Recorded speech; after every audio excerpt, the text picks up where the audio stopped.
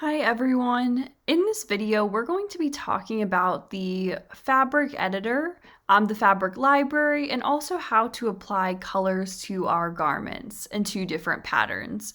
So I have opened up our object browser and property editor here on the right. If you don't already have it open, you could click on the names of those tabs right here on the right side and they would open for you.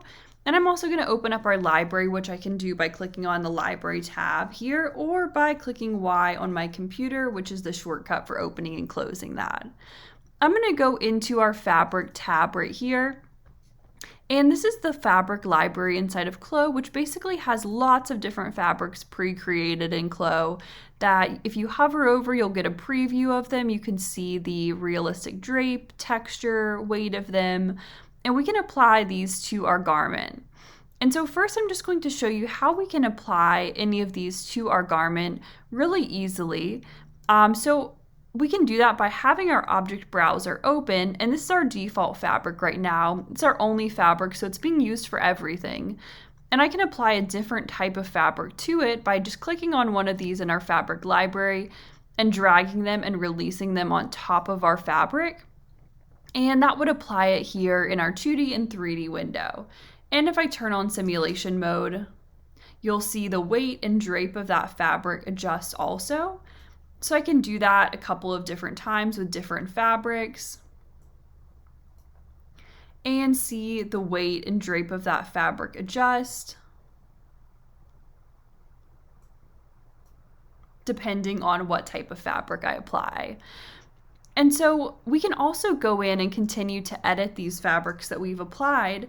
And say, for example, I'm happy with this type of fabric that I added. I could close my library and I could go in and continue editing it here in our object browser. So this fabric is automatically green. That's just the color of the fabric in the CLO library. But if I wanted to change that, I could always click on the fabric here. And in our property editor, if I scroll down a little bit, you'll see a color line right here, and I can click on the color box and select whatever color that I want it to be. From their color menu, there's a couple of different tabs here. Or I can use the eyedropper tool or the color picker and slider, or even type in my own specific RGB values that I want here. If I create my own color and I want to use it multiple times, I can always click the add button right here, and that would add the color here to my personal window. That way I can get back to it easily. Once I'm happy with that color I've selected, I can click apply and close, and that will close my tab right there. And so within the object browser, I can also apply different colors and fabrics to different parts of my garment too. For example, if I wanted the neck rib here, the collar, to be a different fabric, I can always go in and add a different type of fabric just by clicking the add button. But I'm going to delete that because I could also go in and click on this existing fabric and choose copy. And that would be a really good thing to do if I wanted to use the same type of fabric, but just change the color, for example. So maybe I wanted to make the collar a different color. I could go in and retitle this so that I know which is which, and click on the one that I want to edit and go into the property editor and choose the color and choose apply and close. So right now you might notice that it didn't change anything on our garment, and that's because this fabric isn't being used for anything right now. So all I did was add another roll of fabric basically to our object browser, but I haven't applied it to anything. And you can always tell when a fabric's not being used for anything because it will have this trash can icon next to it. And if I clicked on that, it would delete it. And CLO wouldn't let me delete a fabric that's being used for something, so I know this one's not being used right now. But to apply pattern pieces to our new fabric, I can click on whatever I want to add to it, and then click the assign arrow, which is this arrow pointing down right here in the object browser. That will assign the new fabric to our garment or to our pattern pieces. And I could do the same thing for the back also. Assign, and that adjusts the fabric that is being cut in. If I wanted to continue editing any pattern pieces and applying them, I could. But I'm going to go ahead and go in and add some top stitching and some other things here to our garment too. That way I can show you how we can edit colors the same way for those. So I'm going to go into our top stitching tab and click on segment top stitching. I'm just going to add some top stitching here to this waistline internal line I have right here, just by clicking on the internal line. And then maybe I also want some top stitching on the neckline too. In another video, I go over more details on how to adjust our top stitching, but in this one, I'm just going to show you how we can adjust the color of them. So I'm going to zoom into the neckline one, and with my default top stitch selected,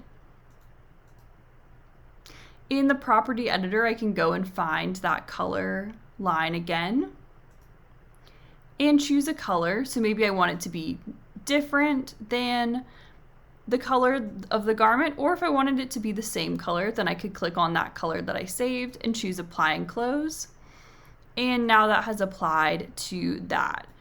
If I wanted this waist top stitching to be a different color, I could do the same thing that I did with the fabric, where I chose to copy the top stitch